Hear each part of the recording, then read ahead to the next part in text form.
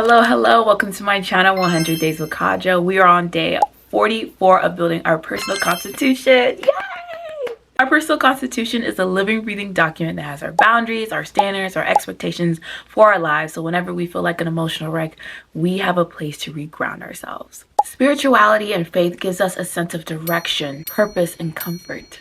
It is nearly impossible to avoid. It is deeply ingrained into our society and embedded in our interpersonal relationships. Whether you want to interact with it or not, it is affecting you. And let's not forget that there are very bad people out there who use spirituality and faith, which are such beautiful things, as a tool of manipulation, as a tool of abuse. We can't protect ourselves from every single little thing. We don't know everything that could possibly happen to us. But having certain standards and boundaries surrounding your spirituality and faith will better protect you and decrease the likelihood of you falling into the wrong hands. Before we get started, let's do a quick recap for all my new babes.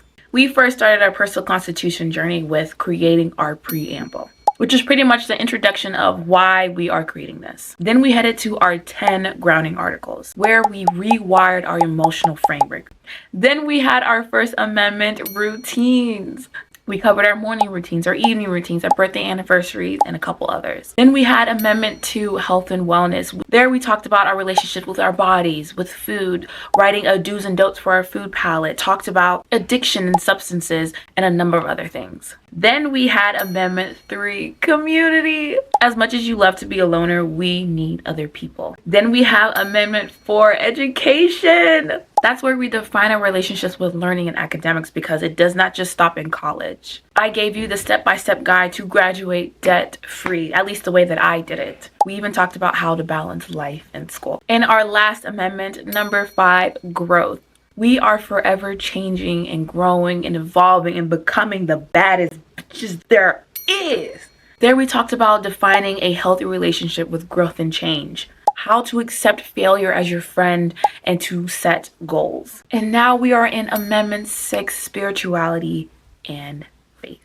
I am absolutely not a spiritual guru or a faith master, okay? I'm just a girl going through life. And if we're going to type A every single other part of our life, why not type A part of our life that is so important to us? And this is what you should expect in this amendment. We will first be defining our current relationship with our spirituality and our faith. This is crucial because it gives us our inner clarity and direction. And the second thing that you should expect in this amendment is to write out your personal ethics and your spiritual integrity.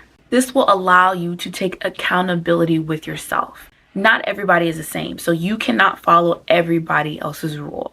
And honestly, doesn't it just feel good to know that you set these standards and boundaries for yourself regarding your faith and your integrity, and you follow through with them? It makes you feel like you are doing the work, and you can always add more and improve. You can always take it back, but you get to write what that means for you. I hope you guys are excited to write your boundaries and standards regarding your faith. I know I am. This is something that I've really been meaning to do. And now that I'm writing this personal constitution, I have to.